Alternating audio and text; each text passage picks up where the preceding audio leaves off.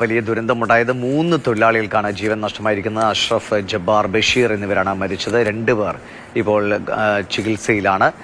ആശുപത്രിയിൽ നിന്നും വിവിധ പ്രതികരണങ്ങൾ വരുന്നുണ്ട്.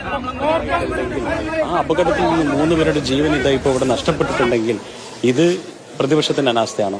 പ്രതിപക്ഷം സമരം ചെയ്യാത്തതുകൊണ്ടാണോ? പ്രതിപക്ഷം സമരം ഇത് ഉയർത്തി കാണിക്കാത്തത് കൊണ്ടാണോ?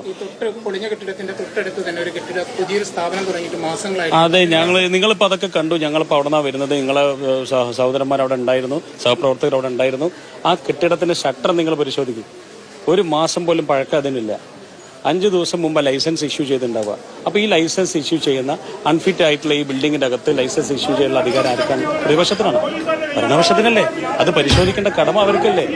ഞങ്ങൾക്ക് ഇതിനെതിരെ കോർപ്പറേഷൻ കൗൺസിലിൽ ശക്തമായി 26, 27, 28 ദിവസങ്ങളിൽ നടക്കുന്ന ഇപ്പൊ ഞങ്ങൾ വരുന്നത് വികസന സെമിനാറിൽ നിന്നാണ് അല്ലേ? വികസന സെമിനാറിൽ വരും കാലത്തുള്ള വാർഷിക പദ്ധതി തയ്യാറാക്കുന്നതുമായി ബന്ധപ്പെട്ടിട്ടുള്ള കോർപ്പറേഷൻ കൗൺസിൽ വിളിച്ചു ചേർത്ത സെമിനാറിൽ നിന്നാണ് കടന്നു വരുന്നത്. അവിടങ്ങളിലൊക്കെ നിങ്ങൾ ആ പേജും പരിശോധിച്ച് കഴിഞ്ഞാൽ മനസ്സിലാവും.